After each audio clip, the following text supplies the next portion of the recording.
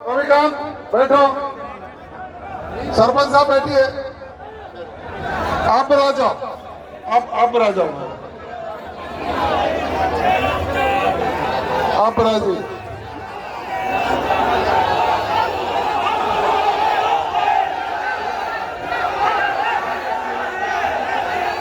आप बैठिए, पुनीत जी बैठे।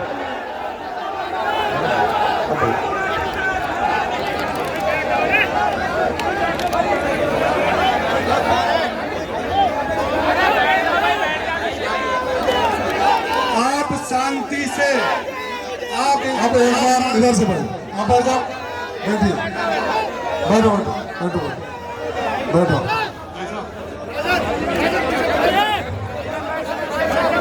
बैठिए। भाई मेरी सबसे हाथ जोड़ में विनती है, व्यवस्था मत बिगाड़ो। सुबह से आप सब लोग इतने धैर्य से बैठे हो, अपने धैर्य की परीक्षा पूरी हो रही है। जो बात है अभी सुनेंगे। आप सबसे मेरा आग्रह, जो जहां है आगे पीछे खिसक के अपनी अपनी जगह बैठ जाए। सबसे मेरा हाथ जोड़ के आग्रह, अमित भाई इधर सबको बिठाओ। हरिओम, इधर से सब जने बैठो। भाई पीछे से इधर आगे आ जाओ, सामने सब युवा सामने आ जाओ। व्यवस्था बनाए रखो।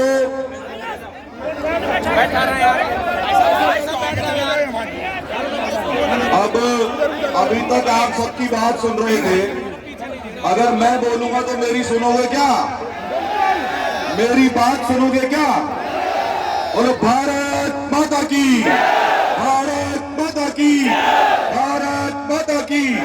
बोल गिरिराज महाराज की, बोल भर्तरी बाबा की, बोल लालदास महाराज की, बोल मनसा मैया की।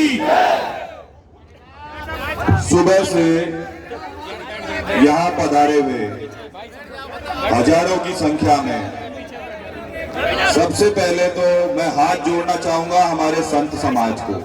आप सबके चरणों में मेरा नमन। ब्रह्ममुनि जी महाराज मेरा नमन। भाई आप बोलो मत, अब आप बोलो मत, मुझे बोल लेने दो। 2 मिनट आपकी अनुमति हो तो मैं अपनी बात रखूं। अब भैया थोड़ा थोड़ा पीछे हो जाओ आप लोग। आपसे मेरी विनम्र विनती है, थोड़ा थोड़ा पीछे हो जाओ। थोड़ी सी जगह बना लो, थोड़ी सी व्यवस्था बन जाएगी। आपसे मेरा आग्रह, थोड़ा पीछे हो जाओ।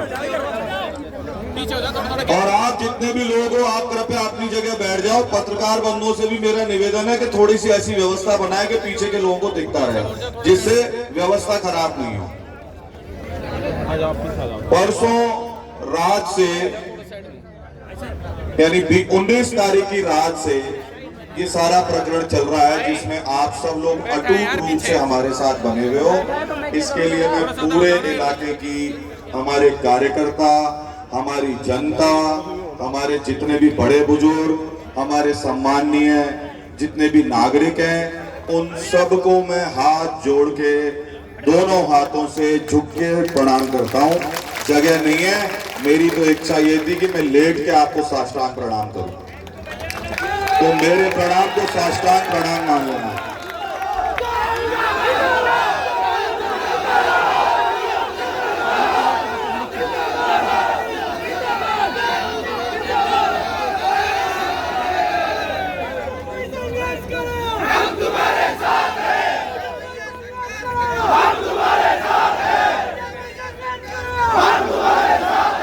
भाई मेरे सारे लाडले भाइयों, मेरे सारे लाडले भाइयों, मेरे जोशीले भाइयों, मेरा जन्म ऐसे घर में हुआ है जहां पे संघर्ष हमारे जीवन की परंपरा है। मेरे पुरखों ने अपनी 10,000 साल पुरानी धरती इसलिए छोड़ दी, जो अविभाजित भारत की सबसे उपजाऊ जमीनें और सबसे ज्यादा धनी मंडियों के मालिक थे।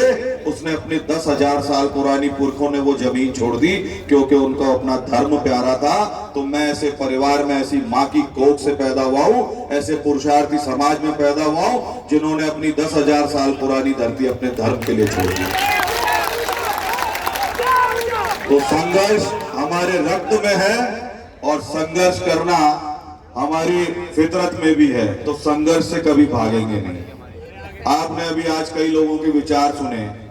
हमारे भूपेंद्र जी भाई साहब सिख समाज के सम्मानित व्यक्ति हैं, मुबारकपुर नगर पालिका चेयरमैन, ये इन्होंने खुद कहा कि चुनाव में हमारे साथ बिल्कुल भी नहीं थे, लेकिन नगर पालिका को चालू करा के देने के लिए और करोड़ों रुपए लाने के लिए, स्टाफ लगाने के लिए मैंने बिना किसी जातिगत और राजनीतिक भेदभाव के प्रयास किया, जिसके कारण आज सभी पॉलिटिकल पार्टियों को चुनौती देते हुए भूपेंद्र जी भाई साहब यहाँ बैठे, एक बार जोरदार तालियां उनके लिए।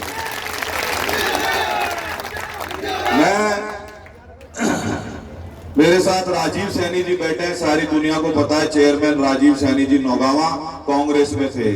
रूपचंद जी ने जो बातें बड़ौदा में कस्बे के बारे में कही, अस्पताल से संबंधित और बाकी जितनी भी बातें काम से संबंधित बताई, वो रूपचंद जी भी कांग्रेस में थे, बड़ौदा में चेयरमैन। अगर आज ये लोग अपनी अपनी पार्टियों को छोड़ के आपके साथ इस जाजम पे बैठे हैं, आम आदमी के पास खोने के लिए कुछ नहीं होता, पर राजनीतिक आदमी के पास खोने के लिए बहुत कुछ होता है।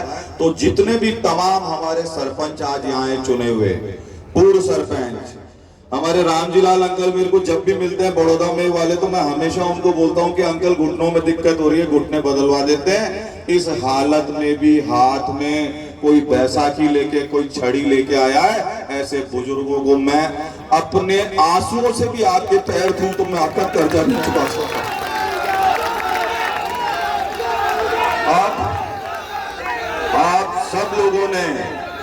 आप सब लोगों ने इस जनतंत्र में साबित कर दिया कि जनता की ताकत से बड़ी कोई ताकत नहीं हो सकती। सरकारें गलती कर सकती हैं, पार्टियां गलती कर सकती हैं, पर जनता कभी गलती नहीं करती।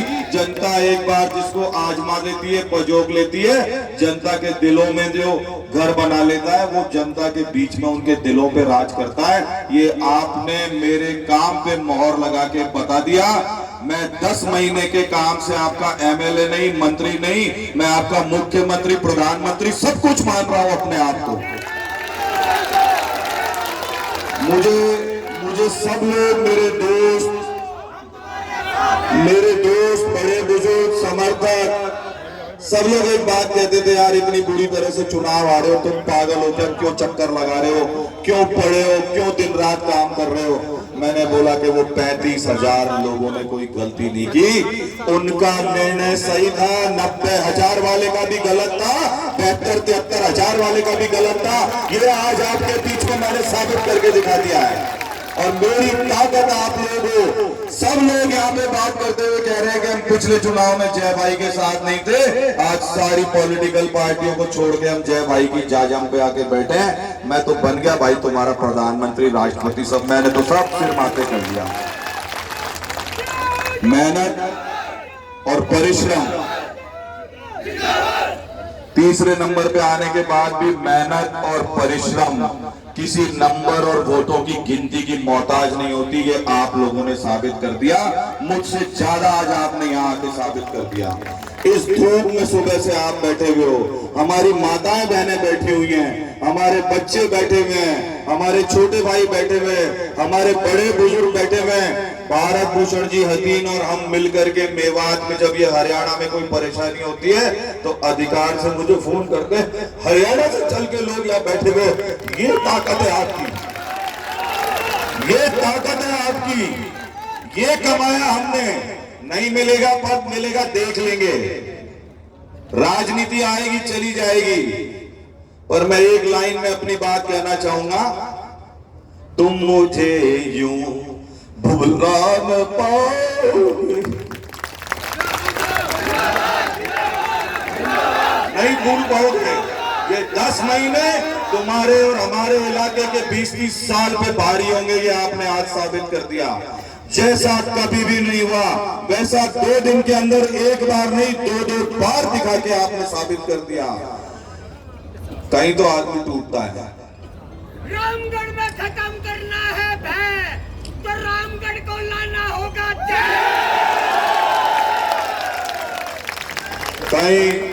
कहीं आदमी टूटता है, मैं बताता हूँ आदमी कहाँ टूटता है।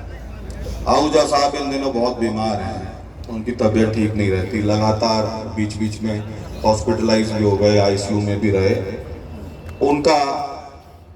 उन्होंने मुझे बुलाया कल, मैं गया, बोले क्या कर रहा है, मैंने कहा सब आपके सामने है। मैंने तो सिर्फ फेसबुक पे एक पोस्ट लिखी थी, हजारों लोग आ गए तो मैं क्या करूँगा। बोले देख, पंडित दीनदयाल उपाध्याय जी के अंत्योदय को मत भूलना, श्यामा प्रसाद मुखर्जी के बलिदान को मत भूलना।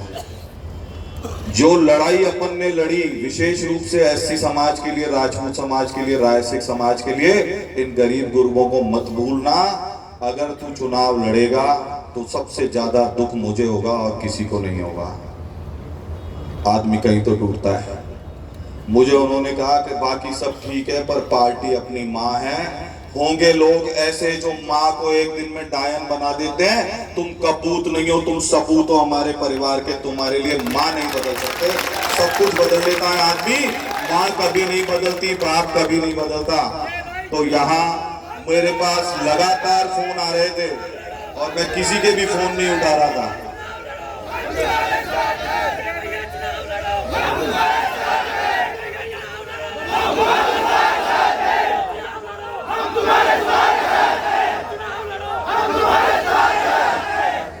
मैं फिर तुम्हें कह रहा हूं भाई, पिताजी 25 अप्रैल 2019 की बात है। मेरी हमारे हिंदू ग्रुप की तरफ से ड्यूटी लगी हुई थी बैंगलोर लोकसभा चुनाव में, और मैं वहां पे तेजस्वी सूर्या के कुछ ग्रुप मीटिंग्स करके जब लौटा 25 तारीख को, तो पिताजी 9 बजे सो जाते थे, सोए नहीं। पिताजी जागते रहे 12 बजे तक। मैं घर पहुंचा, मैंने कहा आज क्यों सो नहीं रहे, क्या बात होगी? बोले नहीं तुझसे बात करनी है। मैंने बोला क्या बात करनी है? बोले अपनी जानवी यानी मेरी बेटी विदेश पढ़ाई करना चाहती है, तू भेज क्यों नहीं रहा? मैंने कहा बाबूजी कभी कोई गया ही नहीं, बच्चा इतनी दूर कैसे भेजेंगे? बोले पूरे जीवन में तुमको जो गीता के अध्याय सुनाए, भगवान कृष्ण के बारे में बताया, आज सब व्यर्थ हो गया। कृष्णम वंदे जगत गुरु, भगवान कृष्ण जगत गुरु हैं इस विश्व के। वो साथ जाएंगे अपनी बच्ची के, जो वो चाहती है उसको करने दे। मैंने बोला अभी तो समय है, आप जैसा कहोगे वैसे करेंगे, ऐसे उनको तसल्ली देके। लेकिन मैं कन्विंस नहीं था उस समय। 5 तारीख को लोकसभा की पोलिंग से एक दिन पहले पिताजी को ब्रेन हेमरेज हो गया, और मैंने उनके शब्दों का पालन किया। उनकी अस्थियां विसर्जन जब मैं कर रहा था 15 तारीख को, 16 तारीख को, तो मैं भूल गया जो आपने कहा वो करूंगा। तो बात ये होती है कि सारे भाई बहन चले गए, अकेले आहूजा साहब रह गए। अब उनकी बात नहीं मानूंगा मैं, कौन है आगे पीछे उनका? अपनी राजनीतिक महत्वाकांक्षा के लिए अपने बुजुर्गों की बात नहीं मानो, इतनी नालायक संतान मानते हो आप मुझे? नहीं मानते ना। तो बस यही बात है जिसके कारण जवाहर भाई साहब को भी मैंने रेस्पॉन्स किया। इनके फोन आ रहे थे, सगा भाई मानते हैं मेरे को।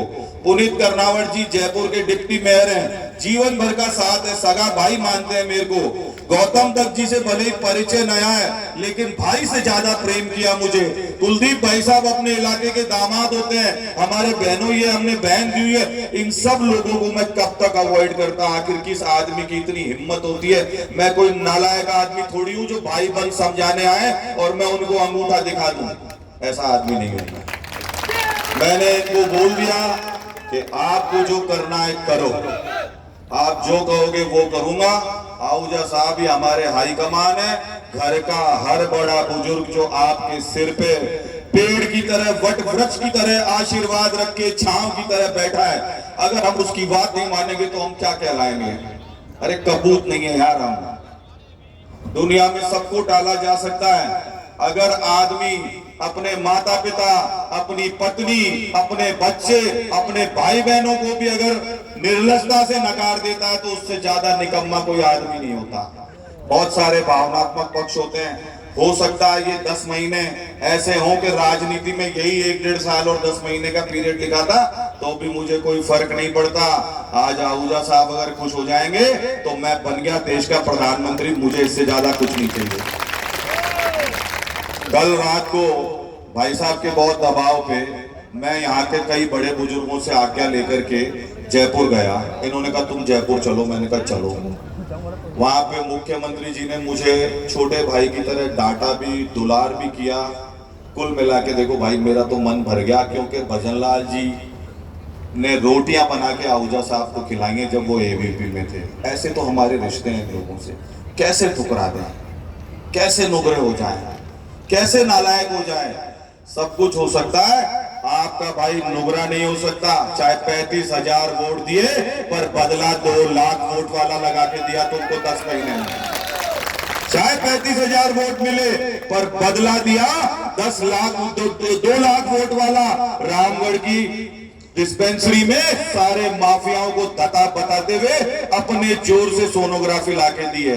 बड़ौदा मेल के अस्पताल का नव निर्माण करा रहे हैं, 5 करोड़ की सड़कें आई हैं, 28 गांव में रुके हुए जल जीवन मिशन का काम चालू कराया है। जितने जीएसएस की जमीनें पेंडिंग थी, आप लोगों की सुविधा के लिए उन सब जीएसएस की जमीनों के अलॉटमेंट की कार्रवाई की है।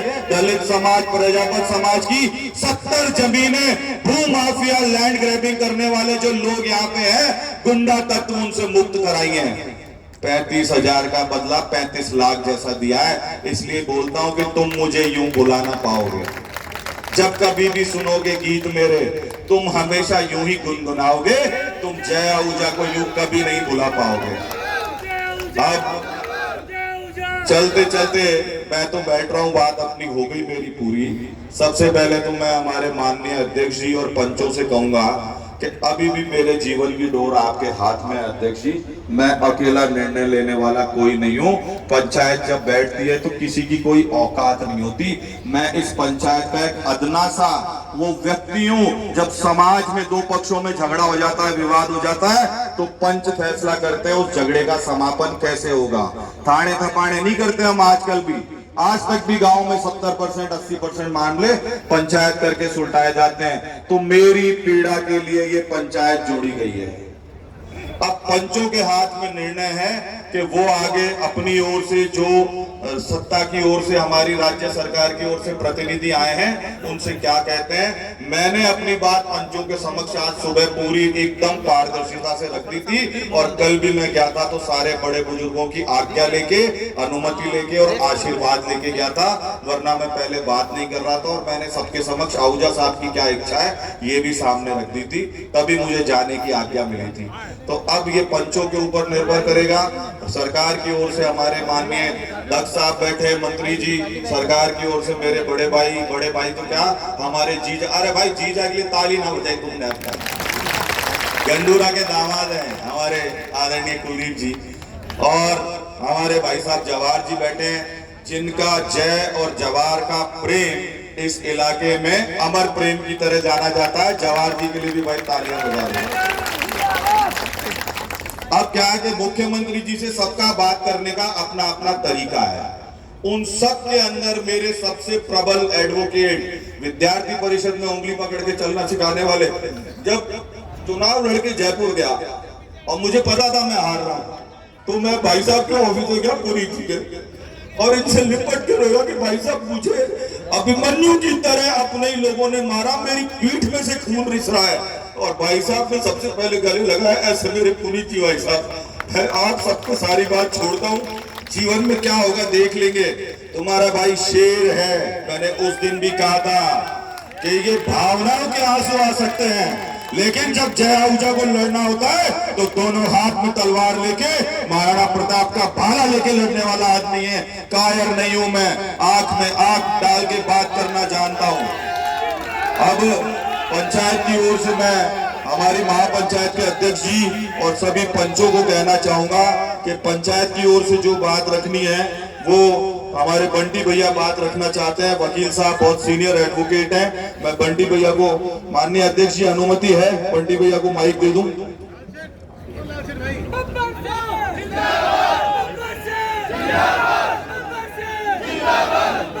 आदरणीय राजस्थान सरकार के मंत्री महोदय,